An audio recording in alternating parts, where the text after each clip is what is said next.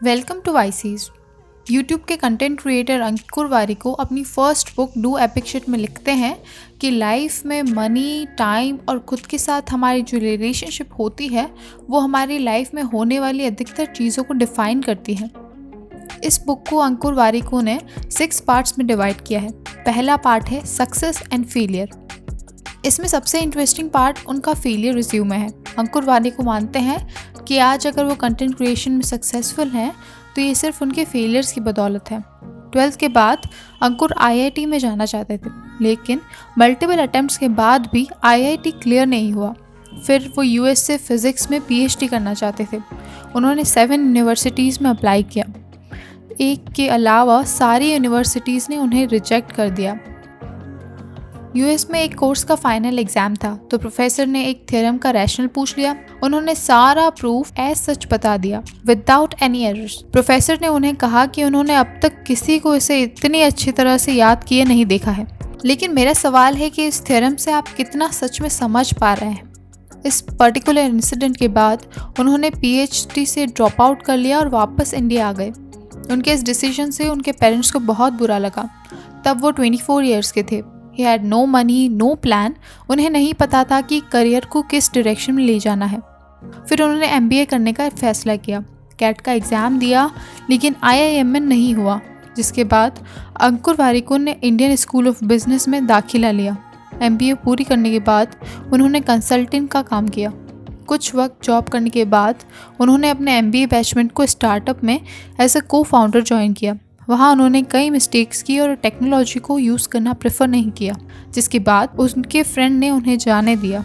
अंकुर इसे पॉजिटिवली लेते हुए बताते हैं कि उसने सही फैसला लिया। तो 29 की उम्र में वो दोबारा डायरेक्शन लेस थे।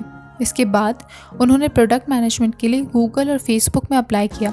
वहाँ से कोई रिस्पॉन्स नहीं आया तो उन्होंने एक फूड कंपनी स्टार्ट करने का सोचा। उन्होंने 12 प्लेसेस पर अपना आइडिया पिच किया, लेकिन सब ने उनके आइडिया को रिजेक्ट कर दिया। इसके बाद उन्होंने ग्रुपॉन इंडिया को मैनेज किया। फिर nearby.com नाम का स्टार्टअप बनाया और कई सालों तक वहाँ CEO रहे, लेकिन नियरबाई पे एक्सपेक्टेड प्रॉफिट और ग्रोथ नहीं दे पाई। वारिको ने अपनी सारी सेविंग्स नियरबाई में इन्वेस्ट कर दी थी, जिसके बाद उन्हें अपने फ्रेंड्स और क्रेडिट कार्ड से बोरो करना पड़ा। अपने प्रोफेशनल फेलियर्स के अलावा अंकुर अपनी फैमिली को टाइम ना दे पाना भी अपना सबसे बड़ा फेलियर मानते हैं। इन सब फेलियर्स के बाद उन्होंने डिसाइड किया कि अब उन्हें और कोशिश नहीं करनी चाहिए। अब अंकुर वारिको 39 के थे, again with no money, no plan and no direction. Do epic shit book का सेकंड पार्ट है हैबिट्स। वे अपनी बुक में लिखते हैं कि टारगेट्स नहीं बल्कि हैबिट्स सेट कीजिए।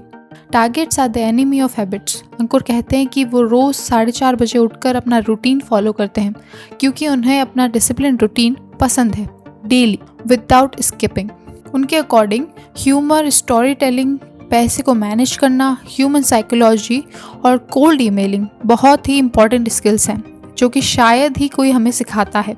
Daily progress, spending time with the right people, baby steps और लोगों को ना करना सीखिए।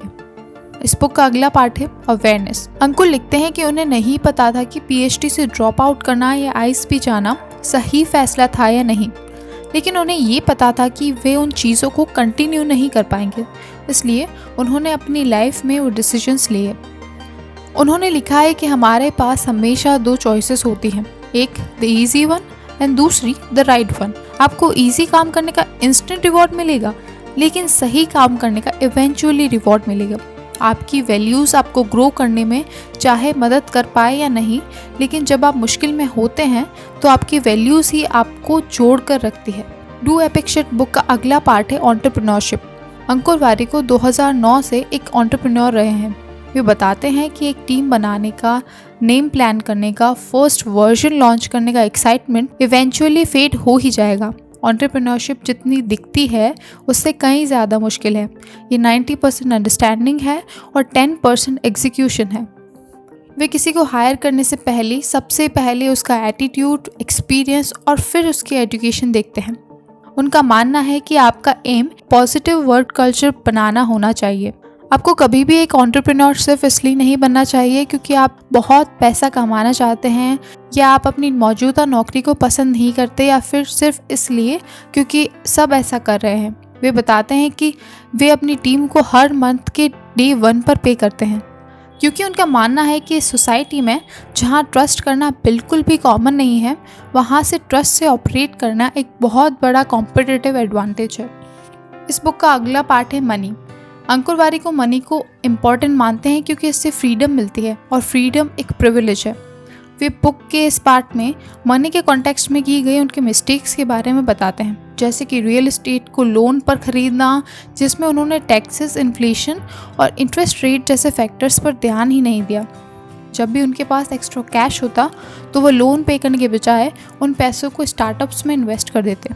स्टार्टअप्स, रियल एस्टेट जैसे इलिक्विड एसेट्स में इन्वेस्ट करना, और जब टफ टाइम आया तब वारिको के पास पेपर वेल्थ तो बहुत थी लेकिन कोई कैश नहीं था। फ्यूचर से ज़रूरत से ज़्यादा उम्मीद रखना, उन्हें लगता था कि एक मेगा इवेंट होगा जो उनकी ज़िंदगी बदल देगा। जब उनके पास मनी स्कार्स थी तब भी उन्होंने अपनी लाइफस्टाइल मेंटेन करने के लिए क्रेडिट कार्ड्स को मैक्सिमम यूज़ किया और दूसरों से मनी बोरो करके वो और भी ज़्यादा डेट में आ गए। उन्होंने स्टॉक्स में गलत तरीके से इन्वेस्ट किया। जब मार्केट अप था तब शेयर्स खरीदे और जब मार्केट डाउन था तब उन्हें बेच दिए। जब भी पैसे की ज़रूरत होती तब वे एक म्यूचुअल फंड इन्वेस्टमेंट को तोड़कर उससे कैश निकाल लेते। जब भी अंकुर वारिको की वाइफ म्यूचुअल फंड से गोल्ड में इन्वेस्ट करती तब वे उनका मजाक उड़ाते या फिर उन्हें डिस्करेज करते थे। आखिर में उनकी वाइफ के इन्वेस्टमेंट ने ही उन्हें बचाया, एक बार नहीं बल्कि 3 बार। वे बताते हैं कि आज उन्हें टैक्सेस, इन्फ्लेशन, कंपाउंडिंग, लिक्विडिटी और एक्स्ट्रा कैश की अहमियत पता है।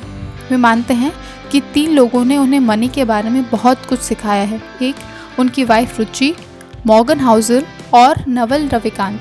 जिन 3 बुक्स ने मनी को समझने में अंकुर वारिको की मदद की वो हैं rich dad poor dad, psychology of money and intelligent investor. वे बताते हैं कि अगर आपने 18 की उम्र से इन्वेस्ट करना शुरू नहीं किया है तो आज ही इन्वेस्ट करना शुरू कर दीजिए।